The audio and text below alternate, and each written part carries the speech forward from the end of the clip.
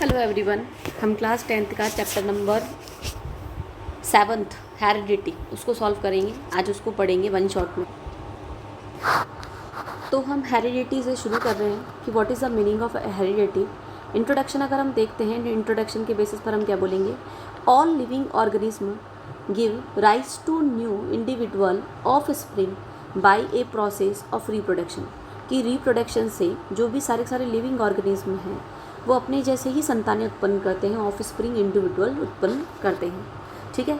The offspring produce as a result is similar to their parent but not identical it's mean they are also show some differences. कि जो बच्चे होते हैं, ठीक है, जो अपने पेरेंट्स के जैसे लगते हैं पर बिल्कुल उनके जैसे लगे ऐसा नहीं है। ठीक है, बिल्कुल उनके जैसे लगे मतलब उनके जैसे थोड़ी प्रॉपर्टी शो करते हैं बट सारी की सारी प्रॉपर्टी उनके जैसे शो नहीं करते हैं। सिमिलर लगेंगे पर एक्यूरेट उनके जैसे नहीं लगेंगे। ठीक है, कुछ ना कुछ डिफरेंसेस उनमें दिखेंगे। The mechanism of the transmission of characters is called heredity और इनहेरिटेंस।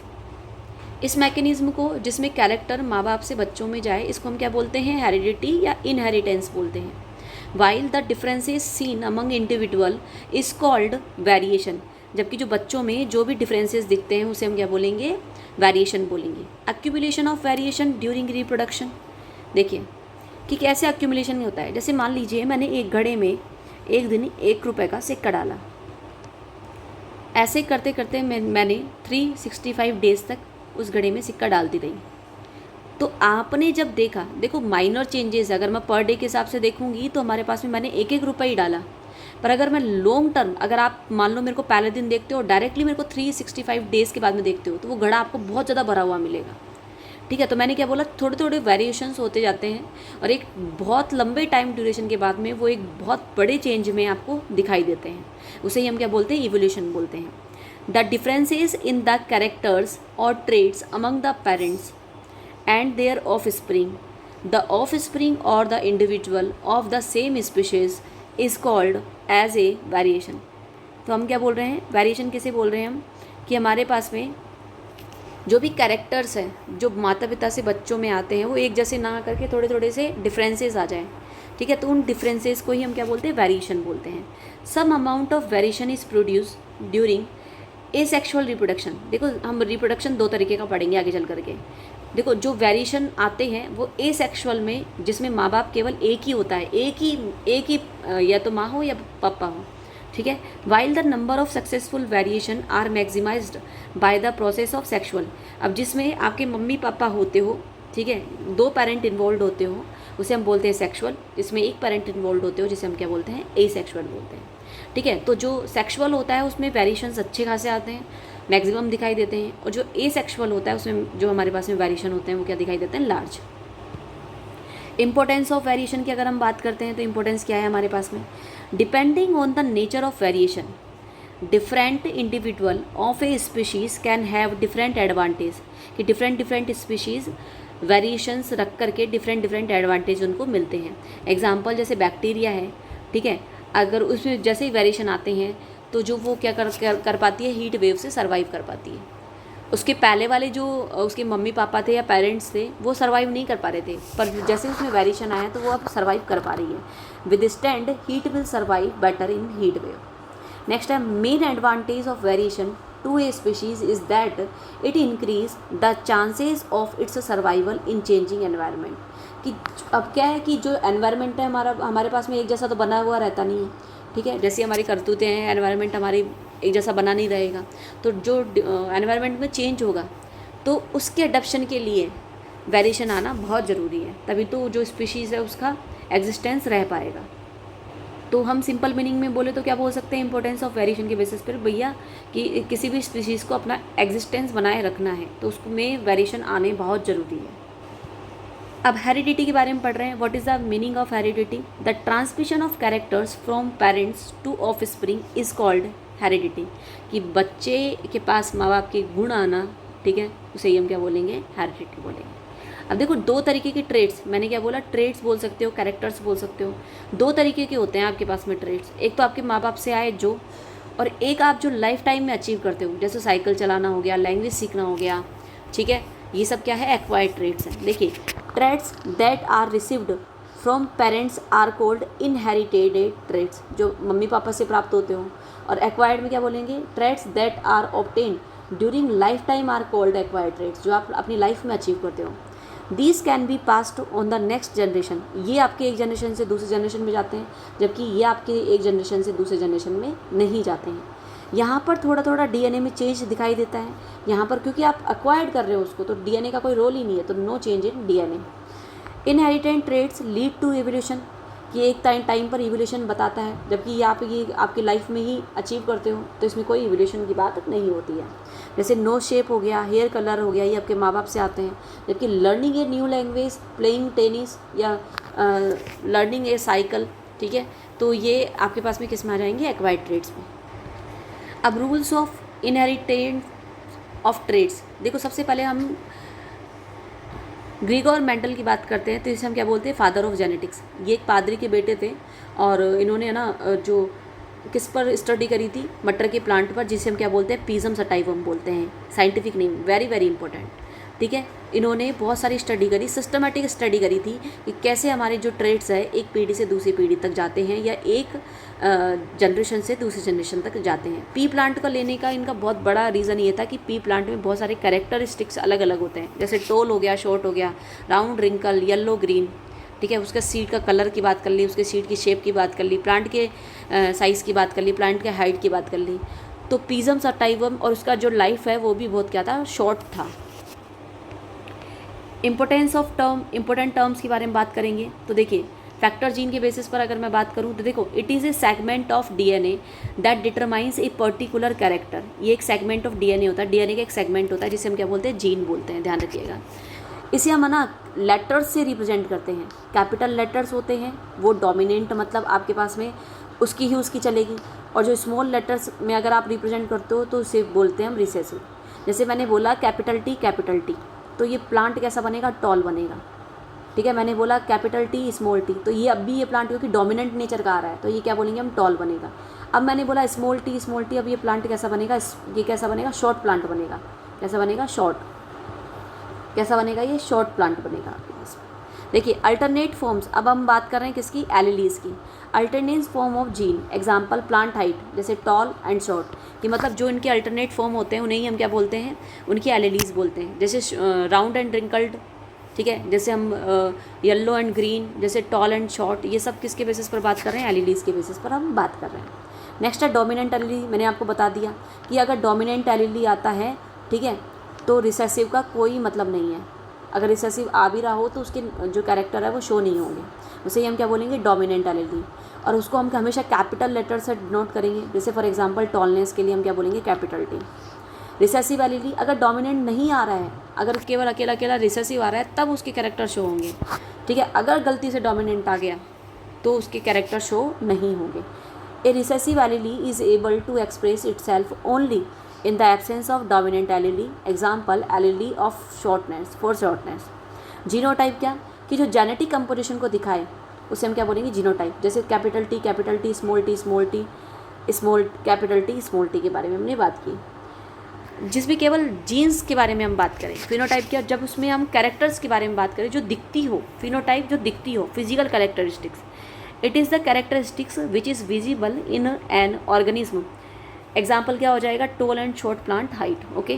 होमोजाइगोस, अगर आपके पास में जो एलिलीज है अगर सेम आ रहे हो उसे हम क्या बोलेंगे, होमोजाइगोस। होमो मतलब सेम, ठीक है। अगर डिफरेंट आ रहे हो तो उसे हम क्या बोलेंगे, डिफरेंट। या हेट्रोजाइगोस, हेट्रो का मतलब क्या होता है, डिफरेंट। अब हम पढ़ने वाले हैं मोनोहाइब्रिड क्रॉस। इसको पढ़ाने से पहले, इसकी थ्योरी को पढ़ाने से पहले मैं डायरेक्टली इसके डायग्राम पे आऊँगी। देखिए मैंने टोल प्लांट लिया, प्योर टोल प्लांट लिया, और मैंने प्योर शॉर्ट प्लांट लिया। उसके गैमेट्स ये रहेंगे, जानते हैं आप गैमेट्स भी। इसमें से टी निकलेगा, इसमें से स्मॉल टी निकलेगा।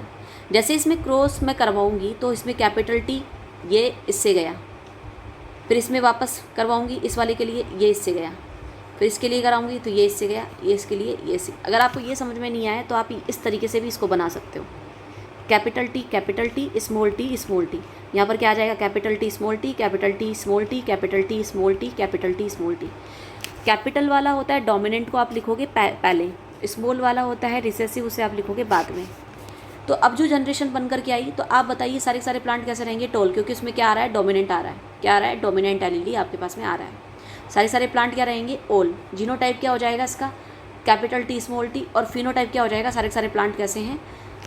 लॉन्ग है या टॉल है। फिर जैसे ही मैंने इनको उठाया, अब इसकी F1 जनरेशन को पेरेंट बनाते हुए मैं क्या कर रही हूँ? इसके जाइगोट बना रही हूँ, जाइगोट बना रही हूँ। देखो capital T small T, capital T small T निकल करके आए। वही मैंने डिब्बा बना करके इसमें बात करी, ये देखिए, ठीक है। तो देखो कैपिटल टी तो ये capital T, capital T sorry small T capital T, तो capital T small T tall आ गया। इसमें भी कैपिटल टी स्मॉल टी क्या आ जाएगा? टॉल आ जाएगा। इसमें भी स्मॉल टी क्या आ जाएगा? शॉर्ट आ जाएगा। अब इसकी जनरेशन की अगर मैं बात करूँ तो फिनोटाइप क्या कि देखो 3 प्लांट तो टॉल है और 1 प्लांट क्या है? शॉर्ट, तो इसका क्या आ जाएगा? 3:1। और जीनोटाइप रेशो की बात करूँ, very very important, very very important, कि जो इसके रेशो की बात होगी भयंकर इंपॉर्टेंट है। तो देखो इसमें जीनोटाइप रेशो की मैं बात करूँ तो क्या आ जाएगा मेरे पास में? इसमें capital T small T, capital T small T. देखो 3 यही आ रहा है, तो 1:2:1, क्योंकि ये कितना आ रहा है? देखो एक तो ये रहा और एक ये रहा। ओके, इस तरीके से हमने बात की है यहाँ पे। अब हम पढ़ते हैं इसकी थ्योरी। देखिए क्या कहा गया? इन मोनोहाइब्रिड क्रॉस, मोनोहाइब्रिड मतलब जिसमें एक तरीके के हम क्या ले रहे हो? कॉन्ट्रास्टिंग ट्रेट ले रहे हो, केवल एक प्रॉपर्टी, जैसे हमने टॉल और शॉर्ट की बात करी, एक प्रॉपर्टी ले रहे हैं। Mendel selected true breeding tall pea plant TT और cross it with short TT plant, small TT plant. देखो हमने प्योर टीटी लिया और स्मॉल टीटी लिया, शॉर्ट प्योर स्मॉल टीटी लिया। जैसे हमने क्रॉस करवाया तो हमारे पास में जो फर्स्ट जनरेशन बन करके आई, ठीक है, वो कैसी बन करके आई? हमारे पास में सारी जनरेशन बन करके आई, उसके हम क्या बोल रहे हैं? F1 generation. और सारी F1 जनरेशन क्या थी हमारे पास में? टॉल थी। देखिए अगर आप देख नहीं पा रहे हो तो देखिए, ये देखो सारी क्या है? टॉल है। फिर उन्होंने क्या कहा कि जैसे इन्होंने F1 प्लांट का क्या करवाया? क्रॉस करवाया, ठीक है, इन्हीं से ही क्रॉस करवाया, सेल्फ पॉलिनेटेड करवाया, और देखा जो F2 जनरेशन है उसमें 75% टॉल है और 25% क्या है? शॉर्ट है। देखिए देखो इसमें देखो 3 टॉल है, देखो 3/4 मल्टीप्लाई बाय 100 कितना आ रहा है? 75%। और 1/4 इंटू 100 कितना आ रहा है? 25%। तो इन्होंने क्या कहा कि जो हमारे पास में 75% टॉल और 25% क्या आ रहे हैं? शॉर्ट आ रहे हैं। फिनोटाइप रेशो क्या हो जाएगा? 3:1 हो जाएगा। अब हम बात कर रहे हैं डाई हाइब्रिड क्रॉस की। देखिए डाई हाइब्रिड क्रॉस और मोनो हाइब्रिड क्रॉस में से एक क्वेश्चन हमेशा कंफर्म बन करके आता है, ठीक है। तो देखो डाई हाइब्रिड में हमने 2 प्रॉपर्टी ले ली। अब एक बार तो हमने क्या ले लिया? शीट का शेप ले लिया, और दूसरी प्रॉपर्टी क्या ले ली? शीट का कलर ले लिया। शेप बोले तो राउंड और रिंकल्ड, कैपिटल R राउंड को और wrinkled small r, yellow and green, ठीक है। येल्लो को मैं शो कर रही हूँ कैपिटल वाई से और ग्रीन को मैं शो कर रही हूँ स्मॉल वाई से। तो सबसे पहले तो मैंने क्या किया? अब मैं डायरेक्ट डायग्राम पे आ रही हूँ। देखिए तो राउंड और येल्लो हमने लिए, देखो capital R capital R, capital Y, wrinkled और ग्रीन को small r small Y, small r small Y, small Y, इनमें से गैमेट्स निकल करके आए। अब हम क्या करा रहे हैं? क्रॉस करा रहे हैं। फर्स्ट जनरेशन बन करके आएगी हमारे पास में, ये देखो round yellow, round yellow, round yellow, round and yellow. तो देखो फिनोटाइप क्या आएगा मेरे पास में? सारे के सारे क्या है? राउंड एंड येल्लो जो दिखे हमको। अब मैं इनको उठा रही हूँ, एक एक को, ये उठा लिया मैंने। अब मैं इनकी बात कर रही हूँ। देखो आप कैसे याद करोगे? Capital R small r, gametes बना रहे हो आप, ध्यान रखना गैमेट्स का यही सिक्वेंसिंग आप रखोगे जिससे आपको पास में ईजी बढ़ेगा। और capital Y small Y, capital Y small Y. तो आपने जैसे गैमेट्स बनाए तो आपने यहाँ पर रखा, कितने केसेस बनेंगे? 16 केसेस बन करके आएंगे आपके पास में। कितने केसेस बन करके आएंगे? 16। देखो अब आप जैसे मिलाओगे कैपिटल R कैपिटल Y, उसी तरीके से आपने ये मिलाया, आप सबको एक जगह, डोमिनेंट वाले को पहले रखोगे, रिसेसिव वाले को बाद में रखोगे। तो आपने देखा कि आपके पास में देखो इस तरीके से आपके पास में 1 2 3 4 5 6 7 8 9 केसेस कैसे आ रहे हैं? Round and yellow. राउंड और ग्रीन के कैसे केसेस आ रहे हैं आपके पास में? 3 केसेस आ रहे हैं, ये देखिए 3 केसेस आ रहे हैं। और रिंकल्ड और येल्लो के कितने केसेस आ रहे हैं? 3 केसेस आ रहे हैं, देखो 3 केसेस आ रहे हैं, ये 1 2 3। और रिंकल्ड और ग्रीन के कितने केसेस आ रहे हैं? 1।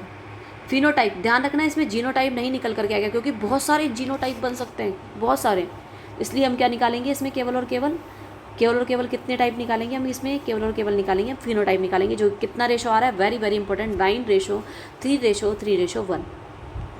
अब देखो थ्योरी पर आते हैं। थ्योरी क्या कह रही है, जैसे आपने है ना राउंड येलो और रिंकल्ड ग्रीन का क्रॉस करवाया, तो सबसे पहली जो जनरेशन मिली आपको F1 जनरेशन, वो कैसी मिल रही है आपको, राउंड और येलो मिल रही है। फिर जैसे आपने जो फर्स्ट जनरेशन का क्या करवाया, क्रॉस करवाया, तो आपको 4 डिफरेंट टाइप्स का क्या बन रहा है, F2 जनरेशन मिल रही है, जिसमें हम क्या बोलेंगे, राउंड एंड येलो मिली, राउंड एंड ग्रीन मिली, रिंकल्ड एंड ग्रीन मिली, और रिंकल्ड और ग्रीन, यहाँ पर क्या आएगा, ये वाला गलत है, यहाँ पर आएगा रिंकल्ड येलो, ठीक है, यहाँ पर क्या आ जाएगा, रिंकल्ड येलो, और फोर्थ क्या आ जाएगा, रिंकल्ड ग्रीन। तो कितना रेशो आ रहा है, 9:3:3:1। फिर हम बात कर रहे हैं मेंडल्स लॉ की, ठीक है। तो मैंने आपको 2 इंपॉर्टेंट पार्ट इसके करा दिए, मोनो हाइब्रिड क्रॉस और dihybrid cross. Mendel's law की हम बात करते हैं, लॉ ऑफ डोमिनेंस की बात करते हैं। देखिए लॉ ऑफ डोमिनेंस क्या कहता है कि इसमें आपके पास में Mendel's law of dominance states that in heterozygote one trait will council the presence of another trait, कि भैया जो डोमिनेंट नेचर का होगा ना, वो रिसेसिव वाले के कैरेक्टर को क्या कर देगा, ख़त्म कर देगा। तो देखो इसमें कैपिटल T स्मॉल t आ रहा है, पर प्लांट कैसा बना, टॉल बना। टॉल किसका था, इसका। तो डोमिनेंट का क्या होगा, कैरेक्टर शो होगा। अगर डोमिनेंट रिसेसिव दोनों आ रहे हैं तो डोमिनेंट का नेचर शो होगा। फिर हम बात करते हैं लॉ ऑफ सेग्रीगेशन की, कि क्या कि हमारे पास में जब गैमेट्स बन करके आएंगे ना, तो रैंडमली चूज़ होंगे। ऐसा नहीं है इधर कैपिटल T आएगा, स्मॉल t आएगा, या किसी बच्चे में अगर गैमेट्स जा रहे हैं तो स्मॉल t ही जाएंगे, कैपिटल T नहीं जा सकते, ये बिल्कुल गलत है, वो रैंडमली होते हैं। When an organism makes gametes, each gamete receives just 1 gene copy. अब इनमें से क्या एक ही कॉपी आएगी, विच इज़ रैंडमली, जो कि फिक्स नहीं है, रैंडम है। This is known as law of segregation, उसे ही हम क्या बोलेंगे, लॉ ऑफ सेग्रीगेशन बोलेंगे। नेक्स्ट हमारे पास में लॉ ऑफ इंडिपेंडेंट असोर्टमेंट। देखिए मैं इसको डायरेक्टली एग्जांपल से बता रही हूँ कि अगर मान लो आप डाई हाइब्रिड क्रॉस करा रहे हो, तो जो सीड का शेप है ना, वो सीड के कलर पर डिपेंड नहीं करेगा। ऐसा नहीं है येलो के साथ में हमेशा आपके पास में येलो के साथ में हमेशा रिंकल्ड डी आएगा, येलो के साथ में हमेशा राउंड डी आएगा, ये कभी भी कंफर्म नहीं है, ठीक है। तो Mendel's law of independent assortment that the alleles of 2 more और more different genes get sorted into gametes, ठीक है। तो जो गैमेट्स होते हैं वो हमेशा दूसरे गैमेट्स के साथ में मिलते हैं, तो हमेशा रैंडमली ही मिलेंगे, ठीक है, इंडिपेंडेंट मिलेंगे, ठीक है, into gametes independently of one another. Okay, next है हमारे पास how do traits gets express, कि ट्रेड्स कैसे एक्सप्रेस होते हैं। देखिए cellular DNA in the information source for making protein in the cell, कि ध्यान रखना जो DNA होता है उसमें कैसे प्रोटीन बनने हैं वो उसमें इन्फॉर्मेशन होती है, और DNA से वो इन्फॉर्मेशन प्रोटीन ना कॉपी करके, और प्रोटीन आपका ध्यान रखना बॉडी किससे बनता है, प्रोटीन से बनता है। तो वो सारी कैसा प्रोटीन बनेगा, ठीक है, जैसे बालों का कलर ब्राउन है या ब्लैक है, उसमें जो उसका प्रोटीन है उस पर डिपेंड करेगा, और प्रोटीन का इन्फॉर्मेशन किस में होता है, DNA में, ठीक है। A part of DNA that provides information for one particular protein is called gene. तो ध्यान रखना जो आपके पास में सारी इन्फॉर्मेशन है वो किस में प्रेजेंट रहती है, जीन में प्रेजेंट रहती है फॉर दैट प्रोटीन, कि कैसा बनना है। एग्जाम्पल कि height of A plant depends on the growth hormone which is turn is control by the gene, कि भैया जो प्लांट का हाइट है वो किस पर डिपेंड करेगा, ग्रोथ हार्मोन पर डिपेंड करेगा, और ग्रोथ हार्मोन किससे कंट्रोल रहेगा, जीन से। इफ़ जीन इज़ एफिशिएंट, अगर जीन बिल्कुल ऐसे अच्छा है, and more growth hormone is secreted, gene बहुत अच्छा है, शानदार है, तो भैया बहुत अच्छा ग्रोथ हार्मोन निकलेगा, तो प्लांट कैसा बनेगा, टॉल बनेगा। अगर मान लो जीन अल्टर्ड है, ठीक है, अगर अच्छे नहीं है तो भैया लेस हार्मोन बनेगा, लेस ग्रोथ हार्मोन बनेगा, तो प्लांट कैसा रह जाएगा, हमारे पास में शॉर्ट रह जाएगा। तो ध्यान रखना जीन्स ही कंट्रोल करते हैं किसको, ट्रेट्स को या कैरेक्टरिस्टिक्स को। नेक्स्ट हमारे पास में सेक्स डिटर्मिनेशन। देखिए the process by which sex of a new born, कि बच्चे का जो सेक्स है, ठीक है, वो जिससे डिटरमाइन होता है उसे ही हम क्या बोलते हैं, सेक्स डिटर्मिनेशन कहते हैं। अब देखिए ये कई तरीके से डिपेंड करता है, ध्यान रखना मैं ह्यूमन बीइंग की बात नहीं कर रही हूँ, यहाँ पर मैं सब ऑर्गेनिज्म की बात कर रही हूँ। Factors determine sex determination, factors affecting, यहाँ पर आएगा अफेक्टिंग, ओके। देखो नॉन जेनेटिकली, जो जेनेटिक्स पर डिपेंड नहीं करे, एनवायरमेंटल क्यूज़ क्या हो जाएगा, जैसे टर्टल्स हो जाते हैं, एलिगेटर्स हो जाते हैं, क्रोकोडाइल्स हो जाते हैं, ये इनमें जो टेम्परेचर होता है, ठीक है, जो टेम्परेचर होता है इनके आसपास, वो इनके सेक्स को डिटरमाइन करता है। और जैसे स्नेल्स हैं, ठीक है, वो स्नेल्स अपने जो सेक्स है फीमेल से मेल और मेल से फीमेल में चेंज कर सकता है आप खुद को। जेनेटिकली क्या, जो हमारे अंदर होता है, मतलब मेल्स और फीमेल्स में होता है, जो अगर हम बात करें ह्यूमन बींग्स में होता है, उसकी बात कर रहे हैं कि भैया जो जीन्स होते हैं वो ही सेक्स का डिटर्मिनेशन करते हैं, जो मतलब पेरेंट्स के जो जीन्स जाते हैं बच्चे में, वो ही सेक्स का डिटर्मिनेशन करते हैं कि भैया लड़का होगा कि लड़की। देखिए सेक्स डिटर्मिनेशन इन ह्यूमंस, देखिए sex of the child on the father, कि भैया जो sex of child depends on the father, कि फादर पर ही डिपेंड करेगा, कि बच्चे का फादर पर डिपेंड कर रहा है कि बच्चे का सेक्स किस पर, चाहे बेशक वो माँ के पेट में 9 महीने पलता हो, पर हमारे पास में फादर के ही जीन्स पर या फादर पर ही डिपेंड करेगा कि बच्चा लड़का बनेगा कि लड़की। We can say the male gamete that fuses with the female gamete, जो मेल गैमेट है उस पर डिपेंड करेगा। Human possesses 23 pairs of chromosome, जिसमें से एक पेयर, ठीक है, एक पेयर क्या होता है भैया, सेक्स क्रोमोसोम होता है।